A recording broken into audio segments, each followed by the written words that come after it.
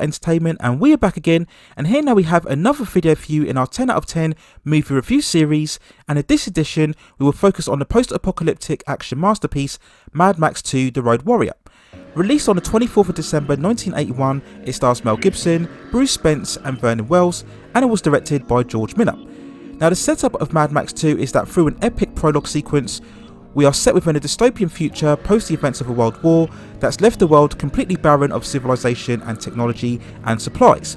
The world now has descended into a savage place of violent biker gangs fighting one another endlessly to obtain the precious gasoline, or the precious juice as it's referred to throughout the movie, which is very rare in supply. Existing in this world is Max Rocktansky, who was a former policeman from a previous civilized society. Max, having lost his wife and child who were brutally murdered by gangs, now drifts the wasteland just trying to survive. He comes across a group of survivors who are protecting an oil refinery, and they find themselves under constant threat from a violent gang known as the Marauders, who are led by the Lord Humongous. Now the Marauders constantly harass the survivors as they want their source of gasoline. Feeling threatened and trapped, the survivors initially ask Max for help, who refuses at first, but after being attacked by the Marauders, Max returns to help the survivors to try and escape and look for a better tomorrow in the outside world. Now when we talk about Mad Max 2, we're simply looking at one of the greatest action movies of all time. In an era pre-CGI, the epic scale and intensity is all there to see on the screen. The sheer spectacle remains unrivaled ever since this film was released. We of course are dialing back to a period where we had real stunt work and practical sets, and this just gives such a visual and tangible feel to all of the sequences that we see throughout the film, really reminding you of how much more can be achieved when you have less gimmicks and technology at your disposal. This is a level of action that I've rarely seen matched since the film was released many decades since. We must also recognise the film's cinematography, which looks absolutely incredible.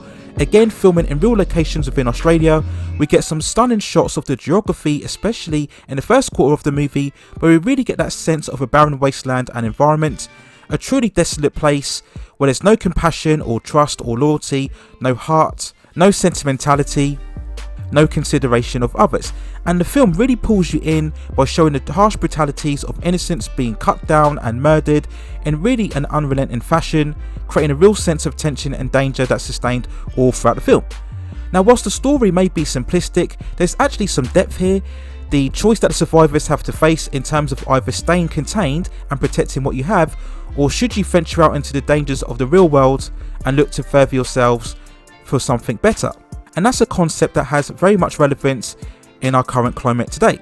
We then look at Max as a character who's very much of that lone wolf, the archetypal deconstructed anti-hero, and whilst he overall had only 16 lines of dialogue, that actually adds to his conviction and his overall mystique, and he's very much the prominent character right throughout the entire story. The film, having already established Max's backstory through the prologue sequence, provides enough background within the character without giving us needless exposition. Another fantastic element is the film's musical score by Brian May, and the musical score is absolutely magnificent, giving all of that rich atmosphere and scope, giving a real pace and intensity and energy throughout all of the sequences. It's a truly great score, and I actually think the movie would have been lesser without it.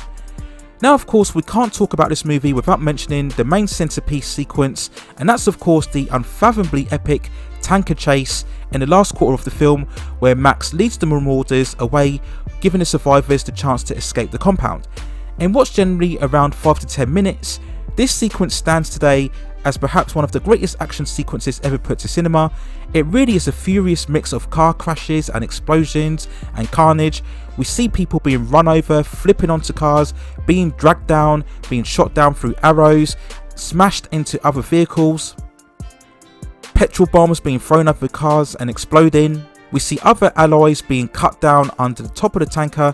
We see Max constantly struggling to fend off all of the attackers, using his shotgun to fend them off as they're attacking him from all angles. We have some absolutely hilarious moments when the feral kid is getting involved and is laughing as Max takes out all of the Marauders from all sides. And alongside Brian May's music just pumping the action all the way through, it's an absolute masterpiece in cinema and movie making. It's thrilling, it's adrenaline rush, it's gloriously entertaining, and it's absolutely everything you could want within the film. The action doesn't get drained out by multiple quick cuts or edits or shaky cam, something that we all too see far too often throughout movies today. In short, it's just the ultimate action experience, and in terms of movies in general, I can only think of the Chariot Race from Ben-Hur that perhaps equals or even surpasses it, but overall this is pure filmmaking at its best and great cinema at its absolute finest. So when we go on to the overall release of Mad Max 2 The Road Warrior, on a budget of 4.6 million, it managed to gross over 36 million overall.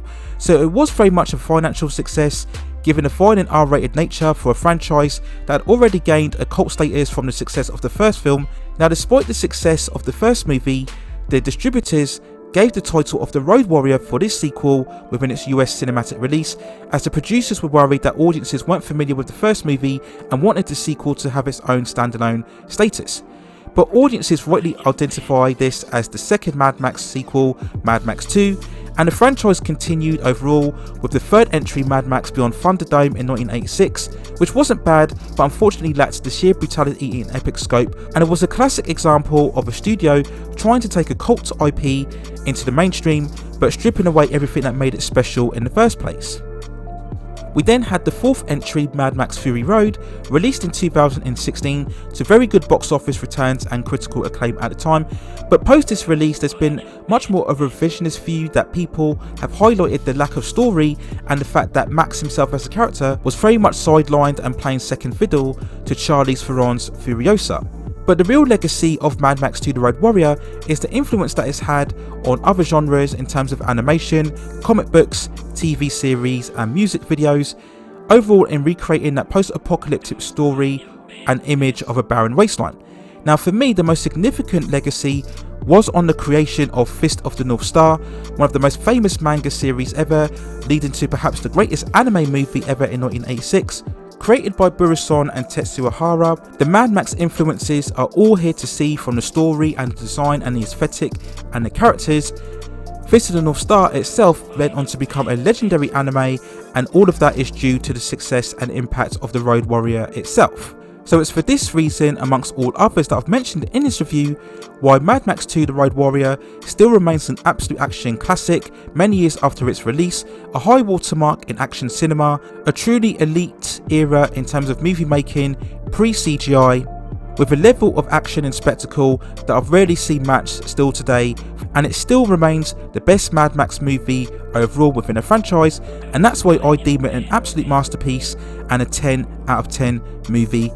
So those are my overall thoughts and feelings and review of Mad Max 2 The Road Warrior. Let me know what you think in the comments below. How do you think it compares to other entries within the franchise? Do you believe it to be the best? If you don't believe it to be the best, then let me know which film you think is the best of the overall franchise overall. And also let me know within the comments if you want to see me review other entries within the Mad Max franchise as well. If you have any other suggestions of movies that you like and you'd like to see me cover within the channel, then drop me a suggestion, and if I've seen the film, then I will provide further commentary and reviews on that film as well. Please also hit and like the subscription and notification buttons so I can provide you with more high quality content like this in the future. But that's it for now. Take care of yourselves, stay at safe distances, and I will see you very soon.